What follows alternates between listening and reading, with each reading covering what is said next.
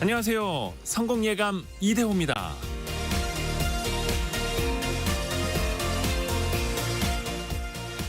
요즘에는 없어졌다고 하는데 저 어릴 적에는 학교에서 국군 아저씨에게 위문 편지를 쓰는 시간이 있었습니다. 고사리 같은 손으로 국군 아저씨께라고 시작한 편지는 꼭 감사합니다로 마무리됐죠. 그러다가 군대에 가서 알게 됐습니다. 국군 아저씨가 아니라는 걸요.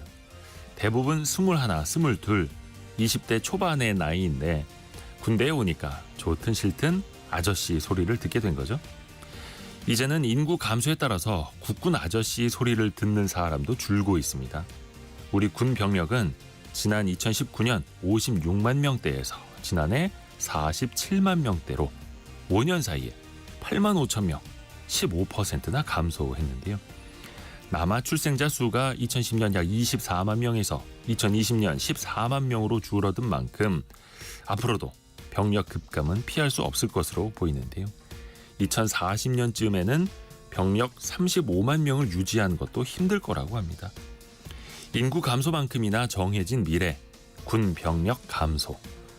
냄비 속 개구리처럼 아직 그 심각성을 인지하지 못하는 대한민국. 우리는 어떤 선택을 해야 될까요? 성공예감 이대호입니다. 시작합니다.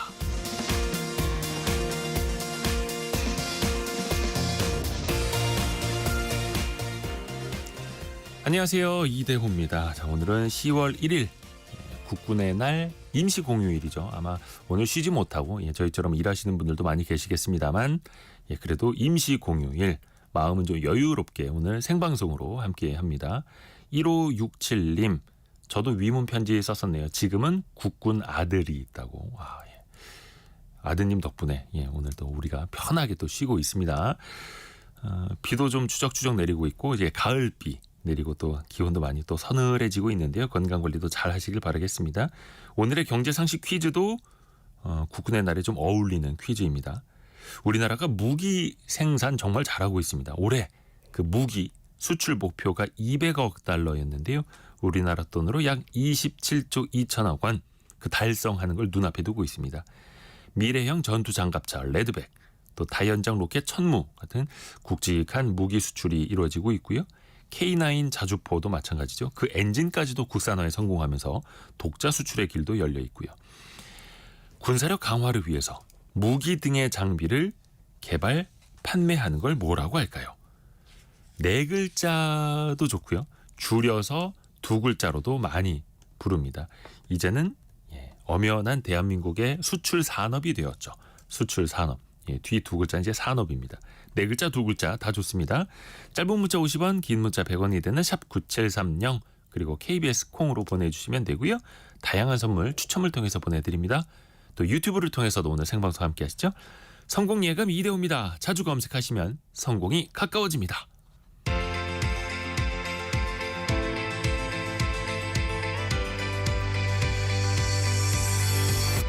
KBS 1라디오 성공예감 이대호입니다. 참 좋은 경제연구소 이인철 소장과 함께 오늘의 경제뉴스 정리해봅니다. 안녕하세요. 네, 안녕하세요. 밤사이에 미국장이 올랐죠? 그렇습니다. 뉴욕 증시는 조금만 올라도 사상 최고입니다. 네. 부러워요. 예. 네. 다우 지수, S&P 500 지수가 또다시 사상 최고치를 갈아치웠습니다.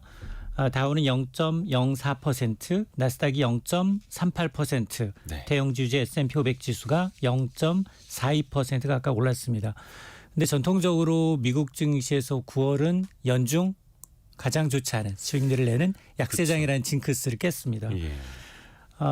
고점에 대한 부담으로 사실은 이제 보합 혼조 양상을 보이던 주요 지수가 일단 파월 의장의 연설이 워낙 이제 주목을 받았기 때문에 파월 의장의 연설 이후 올해 남은 기간 동안 비컷 가능성은 없다라는 발언을 시사하니까 주가가 큰 폭으로 출렁이기도 했습니다. 이날 이제 전미실물경제협회 연례총회에 참석한 이제 파월 의장이 뭐라고 얘기했느냐? 금리 인하 속도는 데이터에 달려 있다. 경제 지표에 달려 있다는 겁니다. 그러면서 점도표는 경제가 예상대로 간다면 기준금리는 연내 25베이시스 포인트씩 2번 인하하게 될 것이다라는 겁니다. 이 같은 발언은 이제 올해 남은 석 달 기간 동안 시장에서는 적어도 한 번은 B컷 추가 B컷의 가능성을 이제 배제한 것으로 받아들였는데요. 자, 이러다 보니까 이제 시카고 상품거래소의 페드 툴 워치를 보게 되면 연방기금 선물이 11월에 이제 50bp 인하 확률은 전날보다는 좀 떨어진 건 맞습니다. 네. 근데 시장이 좋을 때는 이런 거 B컷을 배제한 것도 야 그럼 연준은 미국을 경착륙이 아닌 연착륙으로 간다는 얘기네 이렇게 또 해석을 하거든요. 또 긍정적인 방향으로. 맞습니다. 그래서 오늘 개별 종목 가운데는 애플이 2% 넘게 오르면서 시가총액 1위 자리 굳히고 있는데 챗GPT의 아버지 오픈 AI에 투자 철회하겠다라고 밝혔거든요. 그동안 이제 사실은 애플이 이제 16, 애플 16 내놨지만 AI 기능이 좀 업데이트가 늦어지다 보니까 네. 자체적인 기술 개발이 좀 지연되는 게 아니냐라는 우려가 있었는데 역시 이제 독자적으로 하기로 결정을 한 것 같습니다. 아하. 여기다 이제 엔비디아는 좀 떨어졌습니다. 중국이 일단 자국 기업들한테 엔비디아의 인공지능용 칩 구매 사실상 금지했다라는 소식이 나오니까 주가 떨어졌는데 아마 이번 주 뉴욕 증시 우리는 뭐 징검다리 연휴로 휴장을 하지만 10월 1일에는 ISM 제조업 지수 이게 아마 8월에 이제 이 뭐 검은 금요일 검은 이제 월요일을 이제 촉발했던 이 바로 이 제조업 지수가 발표가 되고요. 또 4일에는 가장 중요한 실업률입니다. 네. 이게 9월 데이터예요. 9월 이제 신규 고용과 비농업 부분, 서비스업 부분의 일자리가 발표가 되는데 고용지표 부진을 이유로 B컷을 단행을 했거든요. 네. 그리고 고용지표를 거슬러 보니 6월 달부터 당초 예상했던 것보다 기대했던 것보다 고용이 좀 심각하다라는 걸 인지하고 피벗과 함께 B컷을 단행한 이유가 이 노동시장이기 때문에 이게 추세적으로 이제 꺾인 건지 이걸 좀 지켜보셔야겠습니다. 참고로 어제 4% 이상 폭락했던 일본 니케이 지수는 오늘 1%대 반등하고 있습니다. 그리고 삼성물산하고 제일모직 어떤 좀 합병 과정이 부당했다.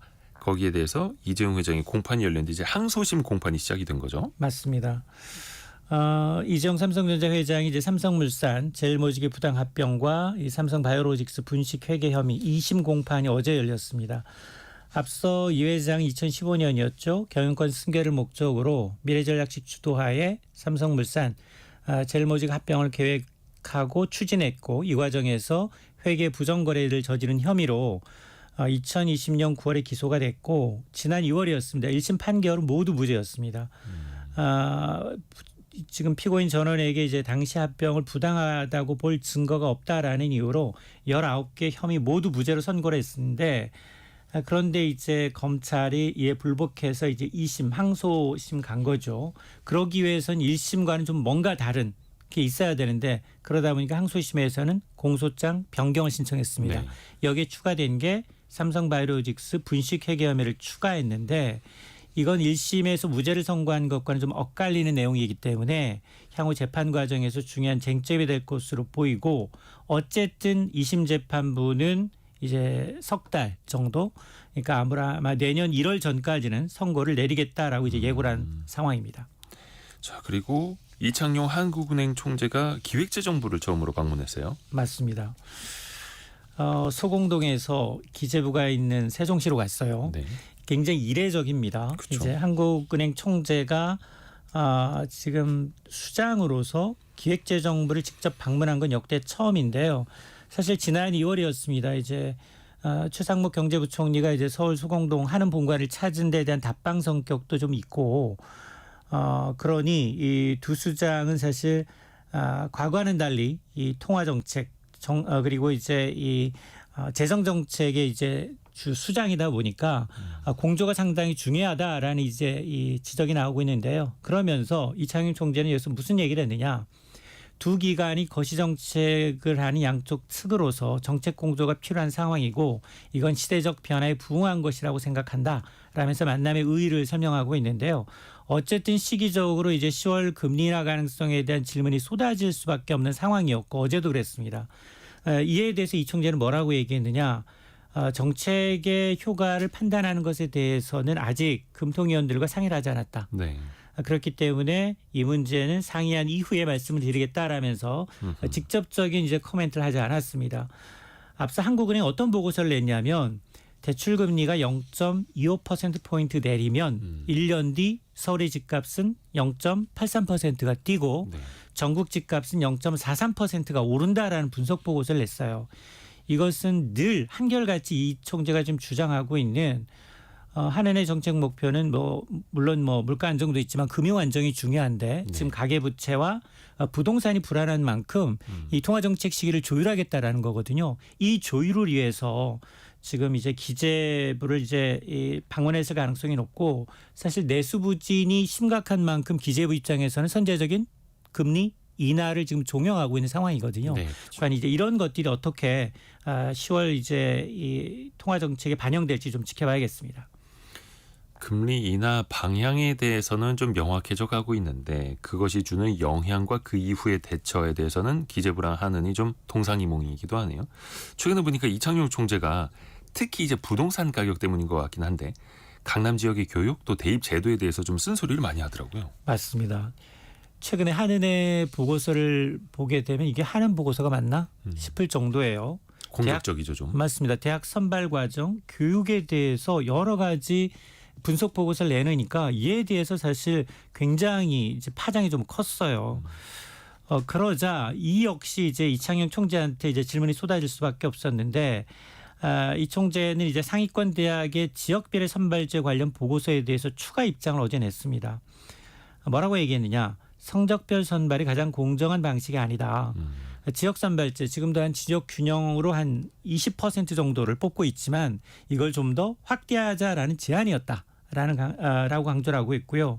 그러면서 한은이 최근 들어서 이제 강남 3구 출신의 서울대 대학 진학 비율이 높다라는 점에 주목을 하면서 네. 이 과열된 대학교 입시 경쟁 해법을 다루는 다소 파격적인 보고서를 내놓은 것과 관련해서도 이 총재는 강남 거주 자체를 비판한 것이 아니라 교육을 위해서 부모와 아이들이 희생하는 현실을 돌아보자라는 취지였다라고 이제 해명을 하고 있는데요.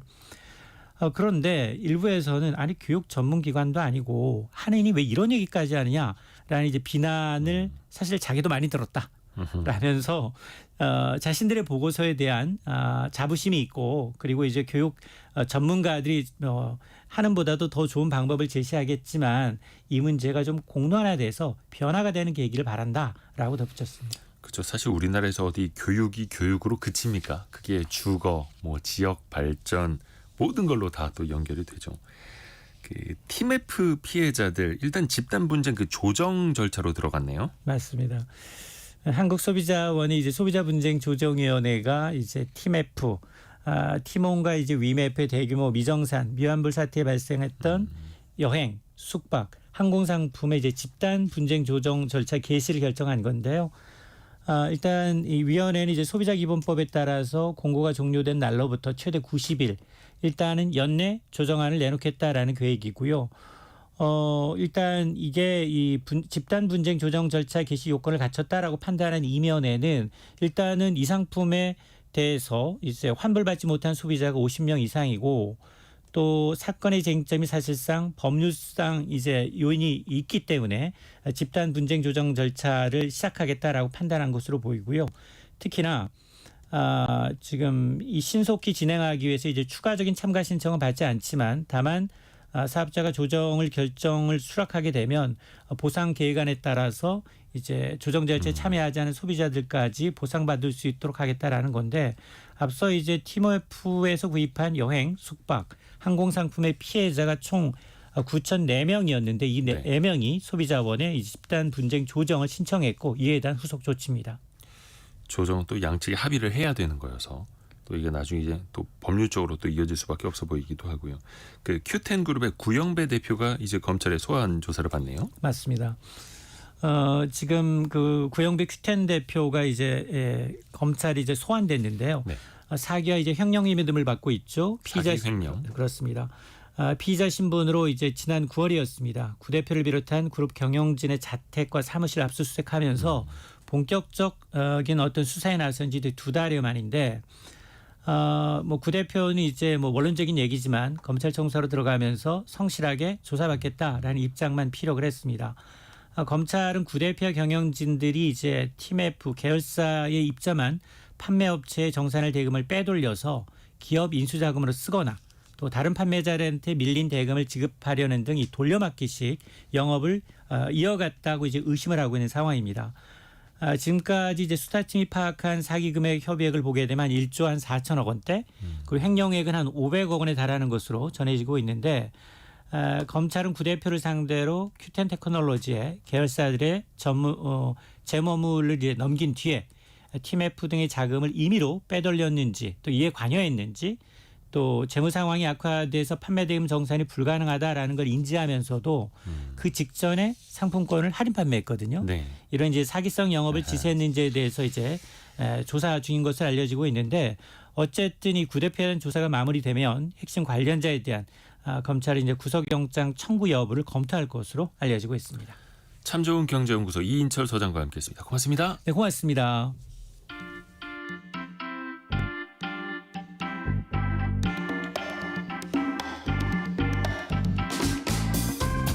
지금 여러분께서는 KBS 일라디오 성공예감 이대호입니다를 듣고 계십니다.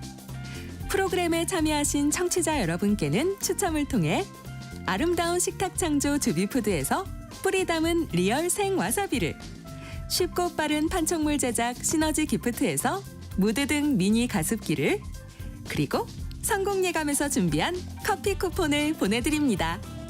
당첨자는 성공예감 이대호입니다 홈페이지에서 확인하세요.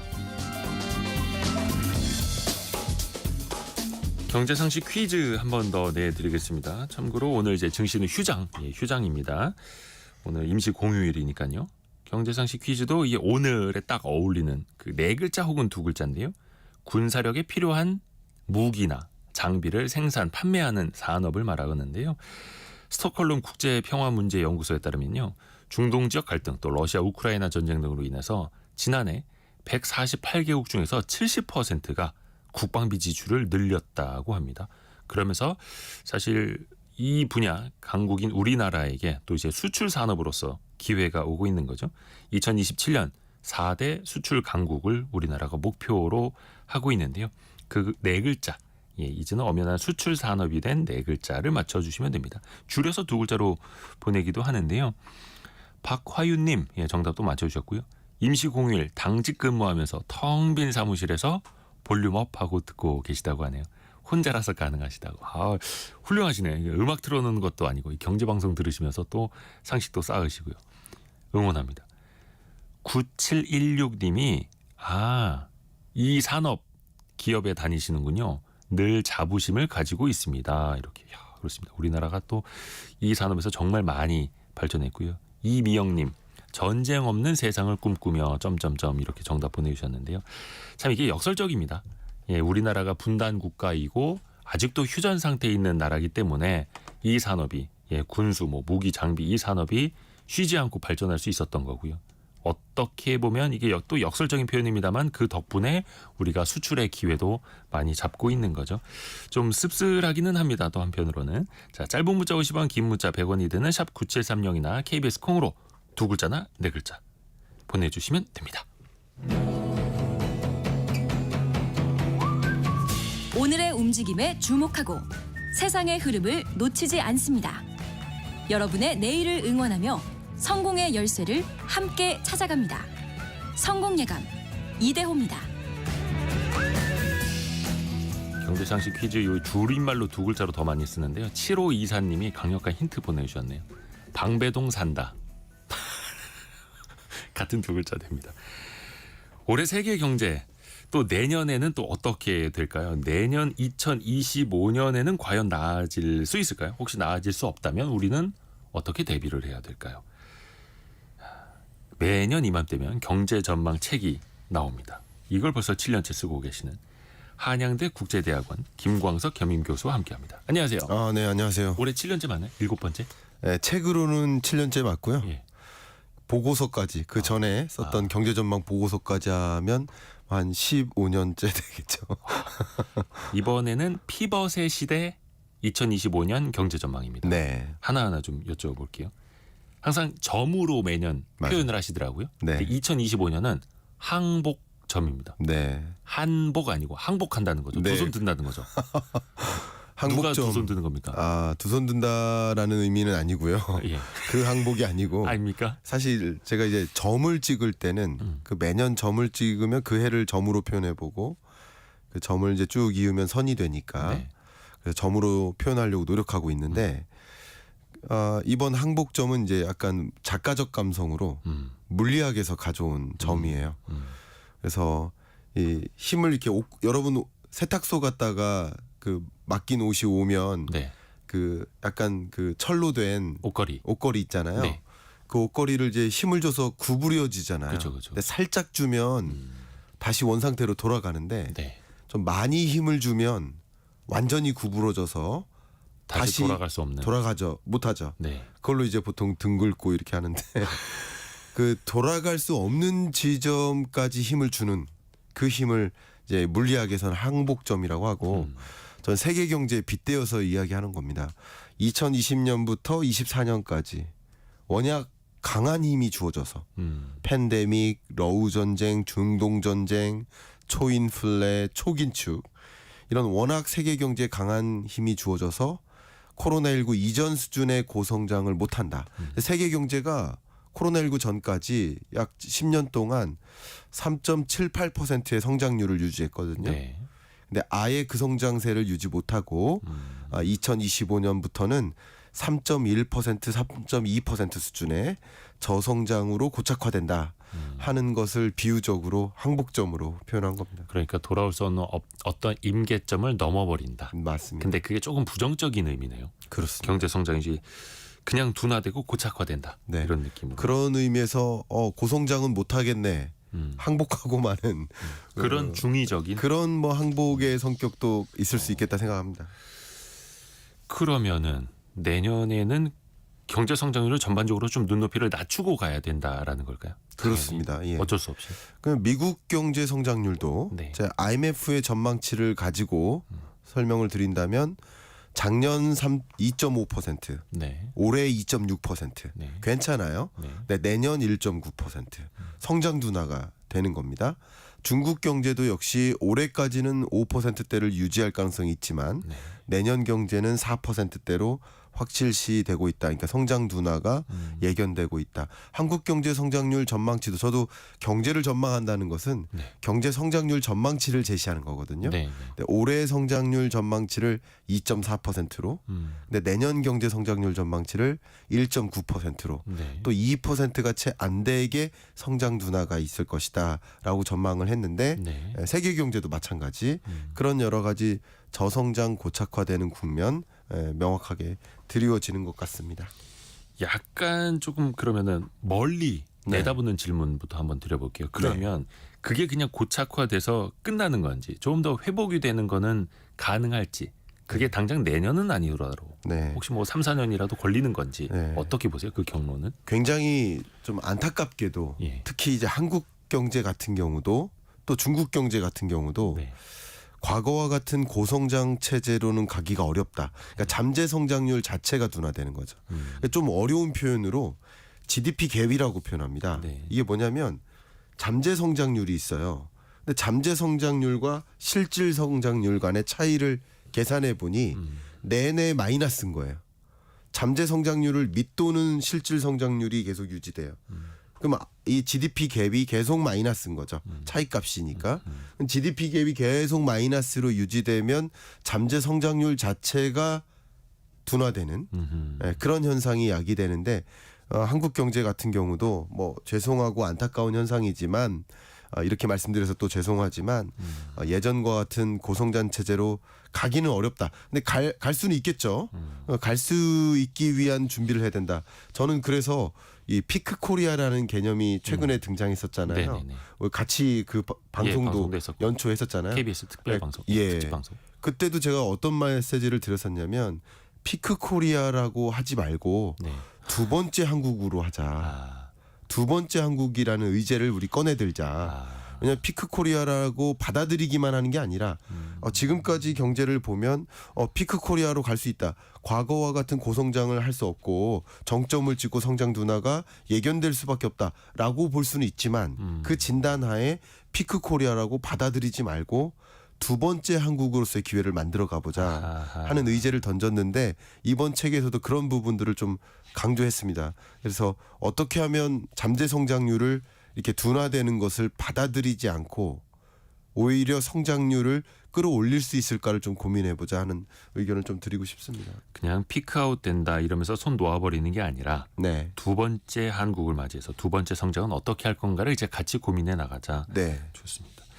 그 잠재 성장률 또 계속해서 밑돌고 있다고 말씀해 주셨는데 이게 전반적으로 경제 체력이 떨어지는 거잖아요. 네, 이게 투수로 따지면 9회까지 던질 수 있는 투수가 계속 7회까지밖에 못 던지는 거였고 맞아요. 7회까지밖에 못 던지다 보니까 체력이 점점 떨어져서 이제는 한 6회, 5회밖에 못 던지게 되고 다시 또 체력을 좀 높여야 되는데 네.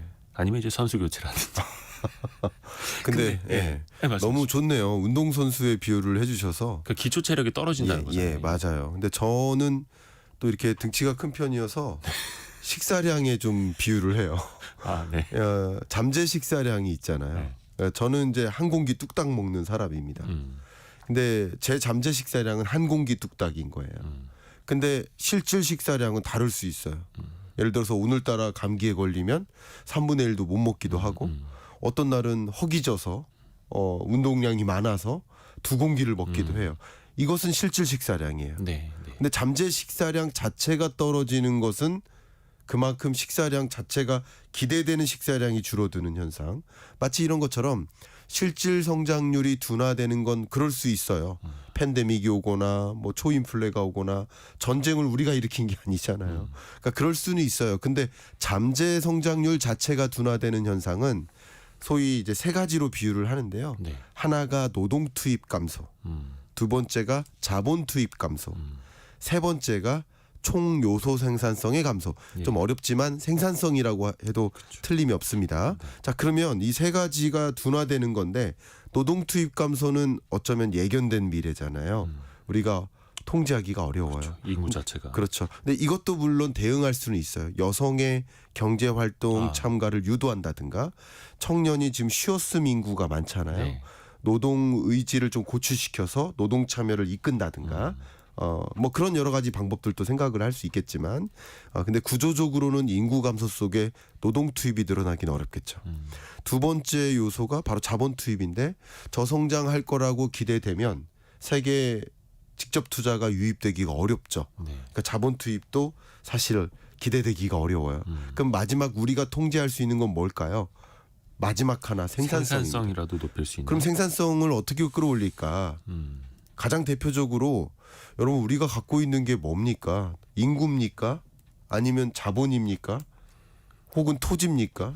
자본이라도 갖고 거의 있는 건- 인적 자본이죠. 인적 예, 자본. 예. 갖고 사람의 있는 힘. 건 말씀하신 대로 인적 자본이거나 네. 아니면 우리가 가장 자신 있는 게 기술이에요. 노동, 토지, 자본, 생산의 3요소, 네. 4요소로 하면 기술이죠. 네. 근데 그 세 가지는 사실은 미래가 정해져. 안타깝지만 좀 어두워요. 그렇지만 기술적인 면에서 우리가 끌어올릴 수 있어요. 그래서 뭘 해야 된다는 겁니까? R&D 예산을 더 많이 확보해서 신기술을 절대 추격당하지 않고 오히려 초격차를 벌린다든가 하는 그런 노력들. 또 인적 자본 말씀하셨지만 뭐 학령 인구는 줄어들지라도 학생 한 명당 들어가는 교육 예산은 끌어올려서 교육 구조를 개편해 보자. 저는 이런 표현을 전 인구의 인재화라고 표현해요. 그러니까 인구 한 명당 인구는 줄어들지만 각각의 인구가 인재화된다면 예. 예, 그리고 산업에서 미래 산업에서 요구되는 그런 인재화가 된다면 그러면 생산성을 끌어올릴 수 있겠다. 그 밖에도 뭐 일하는 방식을 뭐 예를 들면 유연하게 한다든가 이런 것들을 좀 더 적극적으로 고민해서 잠재 성장률 둔화를 받아들이지 말고 오히려 두 번째 한국으로 만들자 하는 의제를 좀 던지고 싶습니다. 좋습니다. 그 하나하나 또. 근데 사실 이걸 가장 잘 보여주는 사례가 미국입니다. 네, 미국은 GDP가 세계에서 가장 큰 나라인데 네, 성장률도 작은 나라들보다 더 점프하면서 올라가고 있어요. 네, 잠재 성장률이 낮아지는 것도 아니고 네, 어떻게 그렇게 가능할까요, 미국은? 네. 또 올해도 그렇고 계속 또 호황이잖아요, 사실은. 뭐 최근에는 뭐 경기 둔화 논란이 있습니다만 네. 그럼에도 불구하고 세계 경제를 비교해 봤을 때도 네. 좋은 말씀이시네요. 참 많은 분들이 네. 미국 경기 침체 온다. 심각한 경기 침체 온다. 경제 위기 온다 이렇게 말씀을 좀 하세요. 네네네. 근데 저는 어떤 생각을 했냐면 제가 최근 몇 개월 동안 네. 미국 심각한 경기 침체 안 온다. 경제 위기 안 온다라고 계속 변호하고 다녔어요. 사실 좀 학자들마다 전망이 많이 엇갈리는 부분이긴 해요. 예, 그런데 네. 저는 어떤 생각을 했냐. 오늘 여기 방송 출연하러 오는 네. 길에 무죄 추정의 원칙이 있듯이 일단 무경제 위기 추정의 원칙이 있다라고 생각합니다. 왜냐하면 제가 왜 이런 말씀을 드리냐면 네. 왜 제가 경제 위기 안 온다고 변호해야 되는지 아, 제가 무슨 말씀 드린 거냐면 이대호 기자님 인생 동안 네. 경제 위기가 예. 글로벌 경제 위기가 3번 왔어요. 네. 근데 IMF 외환 위기는 글로벌 경제 위기라고 안 하지만 좀 아시아 통화 위기. 그렇죠. 한국 경제 위기였던 거죠. 근데 그냥 글로벌 경제 위기라고 포함하더라도 네. IMF 외환 위기 한 번, 음. 글로벌 금융 위기 한 번, 네. 팬데믹 경제 위기 한 번 왔어요. 네. 물론 이대호 앵커님의 인상으로는 여러분 보이는 라디오로 보시는 분들은 인상으로는 30대 초반처럼 보이시지만 감사합니다. 그래도 네. 사자에 가깝습니다. 사자입니다. 아, 넘죠. 근데 제가 왜 이런 말씀 드리냐면 네. 40년 인생 동안 경제 위기가 3번 있었다고요. 네네네. 근데 경제 위기가 매년 올 것처럼 4월 위기설, 음력 4월이래요. 9월 위기설. 11월 대선이 끝나면 또 위기 온대요. 그러니까 왜 위기 올 거라고 가정하고 판단하느냐. 근데 지금 어떤 시나리오로 가정해봐도 경제 위기라고 가정하기가 어렵고 오히려 경제 위기나 경기 침체를 방어하기 위한 수단으로서 또 금리 인하 카드를 가져오고 있으니 또 이렇게 내려갈 뻔 하다가도 올라갈 수 있다라고 본다면 이것을 저는 의견을 드리지만 성장 둔화이고 그리고 저성장 고착화인 것이지 경제 위기는 아니다 이런 말씀을 먼저 드리는데 네. 미국 경제가 특히 가장 대표적인 예예요. 미국 경제가 지금 3분기 성장률이 2분기 성장률 확정치가 3.0%예요. 네. 3분기 성장률이 현재로서는 GDP 나우 기준으로 이 3.0%로 추정하고 있습니다. 2.9, 3.0. 그러니까 미국 경제 분기별 성장률이 3.0에 가까운 숫자를 보이고 있다는 것은 지금 경기 침체적인 징후가 전혀 나타나지 않았는데 근데 대선 때까지 막고 있으니까 대선 끝나면 터진다. 여러분 여야를 불문하고 미국의 민주당과 공화당을 불문하고 바이든이냐 해리스냐 트럼프냐를 불문하고 대선 때까지 경제 위기 오는 걸 막다가 대선 끝나면 그것을 터뜨리는 그런 사람은 없겠죠. 그런 정부가 어디 있습니까? 그러니까 사실 우리나라도 지난 4월에 네. 4월 총선 끝나면 PF 위기 터진다 막 이런 네. 얘기 많았었잖아요. 그러니까 거네요. 제가 그게 그 전 정부, 전 정부, 현 정부를 막론하고 예. 총선 끝난다고 터트리는 나라가 어디 있습니까? 그런 어떻게 그렇게 가정하냐고요. 가정을 왜 경제 위기로 가정하냐고요. 그죠? 약간 그런 것 같아요. 이제 생존을 위해서는 최악을 대비해야 되니까 약간 좀 편향이 있을 수 있죠. 네, 편향이 있을 수 있는데 네. 그래서 저는 여러 전문가들의 뷰를 좀 종합해서 총체적으로 보시기를 추천드리는데 8월 말에 발표된 9월 말에 발표된 지난주죠. OECD 경제 전망 보고서도 어떻게 표현했냐면 저는 굉장히 인상 깊게 이 경제 전망 보고서를 읽었어요. 그 부제가 터닝 더 커너예요. 그러니까 사이클을 타는데 네. 실제 경제 전망 보고서에 그 표지에 사이클 타는 장면이 나와요. 코너링 하는 장면. 약간 몸을 옆으로 기울여야죠. 그렇죠. 그러면 사이클 여러 대가 경주하는 거예요. 근데 코너를 도는 국면이 어때요? 아슬아슬하죠. 그렇죠. 그게 일종의 고비예요. 거기서 많이 넘어지죠. 근데 넘어질 수 있어요. 네. 그러니까 리스크 요인은 분명히 있어요. 근데 이 리스크 요인을 잘 견뎌내면 직주예요. 이렇게 직선 도로예요. 그러니까 이제는 이 코너만 돌면 탄탄대로다라는 식으로 OECD 경제 전망 보고서가 설명했고 다만 지금은 고비니까 이런 고비를 잘 넘겨야 된다라는 표현을 했어요. 중의적인 표현이에요. 리스크 요인이 없지 않다. 네. 있다. 다만 그 리스크 요인을 견뎌내기 위해 금리 인하를 적극적으로 단행하는 세계 주요국들의 모습을 보면 이제 고비를 건너면 탄탄대로다. 그러니까 OECD나 IMF나 월드뱅크나 BIS나 주요 경제 금융 관련 국제기구들은 공통된 목소리를 내고 있습니다.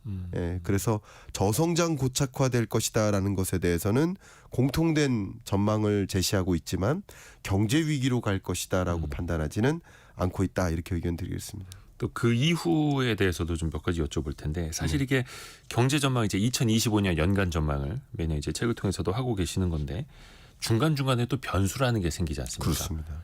사실 중동 지역의 지정학적인 문제라든지 러시아 우크라이나 전쟁도 뭐 지금 2년 넘게 네. 이어지고 있습니다만 최근에 또 그 이스라엘이 레바논하고 이제 확전 국면으로 가고 있고 네. 이런 변수들은 우리가 어떻게 생각을 해야 되겠습니까? 세계 경제에 좀 어떻게 영향을 미치고? 너무 좋은 질문 주셨고요. 네, 네. 역시 질문의 수준이 정말 좋습니다. 아유, 감사합니다. 그게 네. 아니라 저희 라디오에도 스튜디오 앞에 이제 TV가 있지 않습니까? 뉴스 네. 보라고. 거기서 네. 계속 지금 이제 전쟁 소식들이 나오고 있어가지고. 좋습니다. 예. 말씀드리겠습니다. 이 2020년 이래로 네. 많은 정말 많은 국내외 이코노미스트들이 네. 겸손해졌습니다. 제가 이렇게 표현을 하는 겁니다. 이게 뭐냐면 우리가 예상할 수 없는 변수들이 등장할 수 있다. 네. 그럼 등장할 때 어떻게 합니까? 수정 조정하죠. 그렇죠, 그렇죠. 그래서 그 이후로는 어떻게 전망을 제시하냐면 모든 경제 전망 보고서가 숫자 하나만을 제시했었어요. 내년 경제 성장률이 이만큼입니다. 근데 그 이후로는 시나리오를 제시합니다. 세 가지 시나리오. 네네. 그래서 이런 낙관적인 시나리오로 봤을 때는 뭐 성장률이 이럴 수 있고 중립적으로는 이럴 수 있고 비관적으로는 이럴 수 있다. 그렇게 시나리오를 제시하는데 저 역시 그 이후로 팬데믹 이후로는 경제 전망서를 낼 때마다 시나리오를 제시합니다. 근데 지금으로서는 예상 가능한 시나리오가 뭐가 있을까요? 전쟁이라는 변수가 있는 거예요. 그렇죠, 그렇죠. 그럼 전쟁이 지금의 수준을 유지한다. 지금과 같다라고 가정하면 중립적 시나리오예요. 아까 말씀드렸던 1.9% 전망한 것이. 네. 근데 낙관적 시나리오가 있겠죠. 생각보다 빨리 전쟁이 조기 종식된다. 그리고 생각보다 전쟁이 격화되거나 장기화된다. 부정적 시나리오가 있겠죠. 네. 그렇게 경제 전망을 시나리오별로 말씀드릴 수 있겠고요. 그냥 여러분께 가장 쉽게 말씀드리기 좋은 것 하나는 전쟁이 지속되고 확전된다. 그러면 트럼프 당선 가능성이 높아지죠.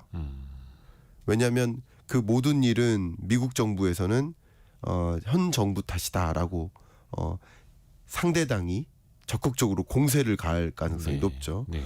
그럼 전쟁이 확산되는 것을 미국 국민은 좋아할까요? 그렇진 않죠. 세계 어떤 인구가 좋아할까요? 안 네. 좋아하죠. 네. 그러니까 전쟁이 확산되면 될수록 지정학적 불안이 고조되면 고조될수록 달러 선호 현상 혹은 금 선호 현상. 최근 예. 금값 계속 뛰는 것처럼. 그렇죠. 그런 현상은 계속되고 그런 지표는 올라가죠.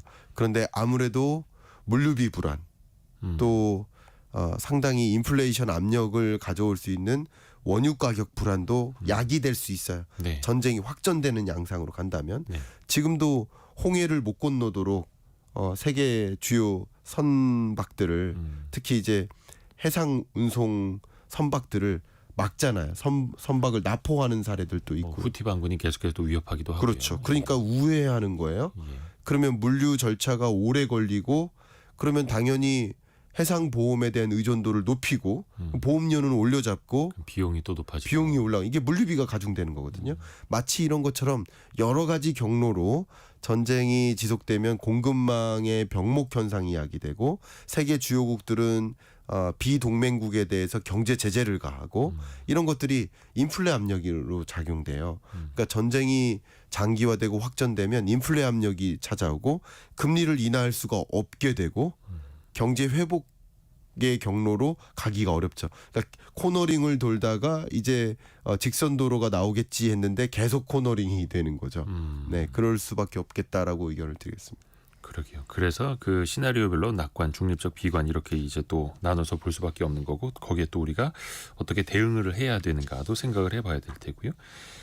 금리 이야기를 좀 해볼게요. 사실 네. 그 김광석 교수님이 24년 상반기까지는 금리 인하 어려울 거다, 없을 거다 이렇게 이야기를 하셨어요. 그렇습니다. 그게 결과적으로 잘 맞았죠. 네. 그러면 내년에 금리 인하 시나리오는 어떻게 보십니까? 일단 미국 한번 볼까요? 미국도 뭐 어저께도 파월 의장의 발언이 있었습니다만 연내 50bp, 그러니까 0.5%포인트 인하는 가능하다. 네. 이렇게 열어놓고 있고 내년까지는 어떨까요? 네, 좋습니다. 일단은 금리 인하 기조는 네. 2020년 팬데믹 때를 상정하시지 않았으면 좋겠습니다. 그때는 서둘러서 금리 인하하는, 왜냐하면 경제 위기 상황에서 경기를 부양시키기 위한 수단으로서의 금리. 그래서 그때는 대대적으로 금리를 인하했고 네. 한순간에 제로 금리까지 도달했죠. 네. 그러나 지금의 경우에는 페드가 경제 위기를 상정한 금리 인하가 아닙니다. 지금은 물가 안정을 위해 금리 인상했다가 물가 안정 목표로에 도래됐으니까 금리를 정상화하는 거예요. 정상화하는 과정. 예, 그러니까 통화 정책 기조가 상대적으로 그때 2020년에 비하면 매우 상대적으로 점진적이고 더디게 이루어질 겁니다. 그래서 2026년까지 3.0% 수준의 중립금리를 향해서 네. 점진적으로 인하해 나갈 것이다라고 보고 있습니다. 다만 저는 이렇게 의견을 드릴게요. 9월에 빅컷에 좀 기대 이상의 빅컷을 했어요. 이것은 왜일까라는 것을 의견을 드리고요. 그리고 또 추가적으로 빅컷이 가능할까에 대한 의견을 드리고 싶은데 지금은 좀 급해졌다고 보고 있습니다. 그래요. 뭐가 급해졌느냐? 물가 상승률이 목표했던 것을 넘어서 네.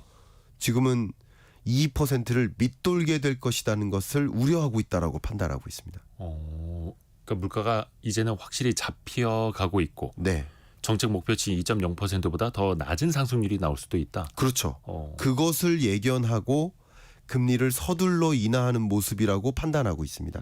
예를 들면 미국의 PCE 물가 상승률이 예. 엊그저께 발표됐죠. 미국의 개인 소비 지출 물가 지수. 예, 네. 지난주 금요일 날 발표됐습니다. 네. 그게 헤드라인 기준으로 2.2%까지 내려왔습니다. 근데 9월 말에 발표된 미국 PCE 물가 상승률은 8월 물가입니다. 9월 물가는 시차가 10월 말에 발표됩니다. 예, 예. 근데 아마도 연준은 당연히 9월 물가, 10월 물가, 11월 물가에 대해서 전망하고 금리를 결정했겠죠. 근데 예를 들면 8월 물가가 2.2%라고 발표가 됐으니 네. 그럼 9월 물가, 10월 물가는 어쩌면 2%가 안 될 수도 있겠구나. 그럼 예를 들면 여러분들이 목적지를 향해서 전속력으로 달려요. 예, 예. 그게 5.5%까지 금리 인상한 겁니다. 네, 네. 금리 인상의 속도를 끌어올린 거예요. 근데 목적지로까지 달리다가 그 목적지가 벽이에요.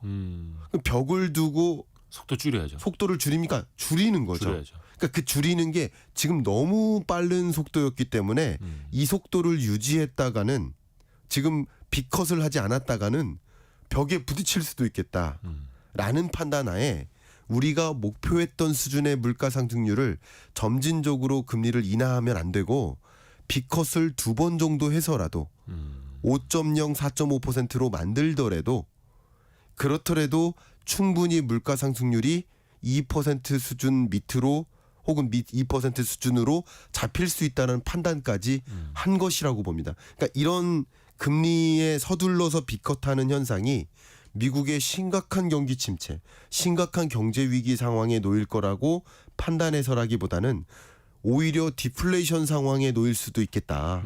또 그것도 연준의 실패거든요. 그러니까 굉장히 어려운 중책이지만 물가 상승률을 2% 수준에서 유지시키는 것이 연준의 책무이기 때문에 지금은 전망으로 봤을 때 2%를 밑돌지 않도록 방어하기 위해서 빅컷을 추가적으로 할 수도 있는 국면으로 바뀌었다라고 의견을 드리고 싶습니다. 그걸 포함해서 2025년을 피벗의 시대라고 네, 보시는 거고요. 그렇습니다. 예. 어떻게 보면 이제 축이 전환이 되는 네, 그런 시기일 수도 있겠다라는 말씀이시죠. 한국은 어떨까요? 한국은행도 이제 다음 주 금요일에 금통위 열어서 기준금리 결정하기로 하게 되는데 네. 미국은 먼저 그것도 빅컷을 해서 0.5%포인트 금리를 낮춘 상황이고 그렇습니다. 우리도 언제냐만 남은 건데 네. 이달에 금리를 낮출 수 있을까요? 자, 이거 굉장히 좋은 질문인데요. 저는 이렇게 저울을 상정하고 싶어요. 네. 왼쪽 저울, 오른쪽 저울. 근데 왼쪽 저울은 소위 민간 경기 혹은 내수 경기, 네. 자영업 경기 너무 이런 안 좋죠. 경기를 뜻합니다. 하나가. 그리고 또 하나의 무게축에 두 개 있어요. 왼쪽 저울에 하나가 경기고요. 네. 두 번째 무게추가 바로 여러분 가장 많이 알고 계시는 물가입니다. 근데 우리나라의 물가 상승률도 실적치 기준으로 2.0%까지 떨어졌어요. 내려왔어요. 물론 청취자 여러분들 입장에서는 배추 가격 치솟고 그리고 뭐 내가 체감하는 그 채소 물가는 너무 치솟아서 힘들다. 예, 그건 알겠습니다. 그러나 한국은행의 금리 결정은 배추값을 결정하는 게 아닙니다. 한국은행의 금리 결정은 식탁 물가를 결정하는 게 아닙니다. 한국은행의 금리 인상 인하 동결 여부의 결정은 전체 우리의 소비 품목의 460여 가지의 소비 품목의 가중 평균치에 해당하는 물가 상승률을 안정화하는 거예요. 전반적인 물가. 그렇습니다. 네. 근데 그 물가 상승률이 2%까지 떨어졌으니 네. 지금 한국은행으로서는 또 여기서 금리 인하를 안 했다가는 어쩌면 역시 우리나라도 디플레이션 우려 상황에 올 수 있다라고 평가하고 있고 디플레이션에 빠지면 헤어나올 길이 없습니다. 대표적인 예가 일본의 잃어버린 30년이에요. 경기가 너무 안 좋아져서 사람들이 돈을 안 쓰면 그렇죠. 네. 그러니까 임금이 30년 동안에 똑같잖아요. 그러니까 그 일본 경제처럼 답습하면 안 되거든요. 그러니까 한국은행으로서는 이 왼쪽 무게추가 무거워요. 보면 물가와 경기를 고려했을 때. 근데 역시 오른쪽 이 저울도 무게추가 무거워요. 그 두 개의 무게추가 있는데 하나가 가계부채예요. 가계부채가 증가해요. 그렇죠. 두 번째 무게추가 뭘까요? 부동산입니다. 지금 부동산 가격이 상승해요. 근데 여기에 금리까지 인하해버리면 가계부채 또 폭증하고 집값은 또 폭등할 수 있다라는 걱정이 돼요. 그러니까 이 저울질을 했을 때 둘 다가 무겁습니다. 그런데 지금의 상황에서는 한국은행은 결단을 해야 되는데 저의 의견은 이 왼쪽 무게추가 조금 더 무거워진다. 물가와 경기. 왜냐하면 이게 한국은행의 책무예요. 그렇죠. 근데 오른쪽 저울은 책무가 아니냐. 책무는 아니지만 부작용이 발생할 수 있어요. 그러니까 책무가 아니라 부작용인 거예요. 이대호 기자님께서 너무 잘생기셨잖아요. 근데 라디오라 아쉽습니다. 되게 잘생기셨거든요. 근데 잘생긴 얼굴로 인해서 네. 길을 걷는데 예. 지나가는 사람들이 막 쓰러져요. 만약에 너무 잘생겨. 차은우 씨 정도는 돼야. 예. 그러면 그건 부작용인 거지. 아, 네. 그죠? 그런 일이 있으면 부작용인 거지. 예. 잘생긴 게 못생기도록 나를 만들 필요는 없잖아요. 그러니까 네. 부작용인 거예요. 네네네. 그러니까 작용과 부작용, 그러니까 책무와 부작용은 다른 거예요. 아하. 그러니까 금리를 인하할 때 나타날 부작용이 있어요. 예. 근데 최근에 금융안정 보고서에서 이렇게 금리를 인하하면 가계부채는 더 늘어날 수 있고 금리를 인하하면 집값이 더 올라갈 수 있다라는 것을 밝혔어요. 네. 이건 왜 밝혔을까요?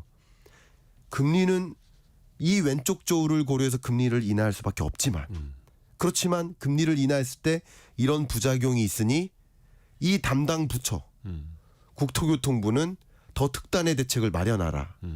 금융위원회는 가계부채가 더 증가할 수 있으니 가계부채 증가세를 막기 위한 혹은 그것에 대응하기 위한 적절한 금융규제를 도입하라. 라는 일종의 메시지인 거예요. 통화당국은 이 책무를 다하기 위해서 금리 인하할 시점을 더 미룰 수가 없는 상황이니 재정당국은 금융위는 또 국토교통부는 적절한 우리 금리 인하 스탠스를 가져갈 수 있으니 우리 금리 인하하지 않도록 그냥 여지를 두지 말고 우리는 이 책무를 다하기 위해서 금리를 인하할 수 있으니 그 부작용이 나타날 수 있으니 지금부터 적절한 대응책을 마련하라라는 일종의 한국은행의 경고라고 볼 수 있겠습니다. 금융안정 보고서 상에서 밝힌 메시지는 저는 그렇게 풀이를 하고 있고 그렇기 때문에 금리 인하 가능성이 높아진 것이다라고 저는 의견을 드리고 싶습니다. 그러니까 거시적으로는 지금 통화 정책을 완화할 수밖에 없는 그런 상황이고 네. 어쩔 수 없으니 행정부가 나서서 미시적으로라도 조금 죄어라. 네. 예, 이렇게 또 이제 이야기를 하는 거네요. 제가 이 부분 조금만 첨언 더 해볼게요. 네. 근데 시간이 이제 얼추 마무리를 좀 해야 네. 돼가지고. 그래서 예. 마무리 말씀으로 네. 그 한국은행 보고서예요. 네. 되게 재밌는데 세계 주요국들이 미국보다 먼저 금리 인하한 나라들이 있어요. 근데 그 나라들을 분석했는데 예. 거시안정 정책을 같이 마련했더니 이 부작용이 없더라라는 분석된 페이지가 있었어요. 저는 굉장히 놀랐거든요. 그런 정도. 이게 뭡니까? 경고한 거예요. 거시안정 정책, 이런 부작용이 있을 수 있으니 거시안정 정책을 동시에 마련하라라는 경고입니다. 이게 피벗의 시대에 적절한 정부의 대응이 필요한 거고, 우리 가계에 적절한 투자적인 대응이 필요한 거고, 기업도 적절한 대응이 필요한 것이다 라는 것을 여러분께 좀 마무리 멘트로 드리면 어떨까요? 예. 그 자전거가 달리긴 달려야 되는데 네. 너무 과속을 해도 안 되고 발은 젓고 있되 적당히 과속할 것 같은 브레이크도 잡아야 되고 그러면서도 넘어지면 안 되는 거고 참 그게 어렵습니다. 맞습니다. 균형을 잡는다는 게. 네. 저희가 김광석 교수님하고 나눌 이야기 엄청 많았었는데 시간이 너무 빨리 가버렸네 이거. 네. 질문지 3분의 1도 안 됐네요. 그러네요. 남은 질문지로 한 번 더 하시죠. 마무리로 한 네. 말씀만 좀 부탁드릴게요. 네. 25년에는 좀 어떻게 경제 대응을 해야 되는지 한 30초 정도만. 좋습니다. 2020년, 21년 팬데믹 때 완화의 시대가 왔어요. 실물 경제는 정말 어려웠는데 자본시장, 자산시장은 사실 폭등하는 시대였습니다. 그랬죠. 22년, 23년은 긴축의 시대예요. 물가를 잡기 위해서 금리를 대대적으로 인상했습니다. 실물 경제는 조금 좋아지는 듯 했는데 자본시장, 자산시장은 조정됐습니다. 근데 24년 중반 이후는 피벗의 시대입니다. 이렇게 거시경제 여건의 변화, 시대를 구분하시고 시대에 적절한 자산 관리 하실 수 있기를 좀 추천드리는 의견 드리고 싶습니다. 오늘 또 못다한 내용은 다음에 또 한번 네. 기회를 한번 보겠습니다. 김광석 교수와 함께했습니다. 2025 피벗의 시대 2025년 경제 전망 함께 읽어봤습니다. 고맙습니다. 감사합니다. 시간이 벌써 다 돼서 이제 2부로 넘어가겠습니다. 2부에서는요 소자본으로 할 수 있는 창업, 그 창업 트렌드 같이 이야기해 볼게요. 또 경제상식 퀴즈 정답도 2부 시작과 함께 알려드리겠습니다. 잠시 뉴스 들으시고요. 10시 5분에 금방 다시 뵙겠습니다.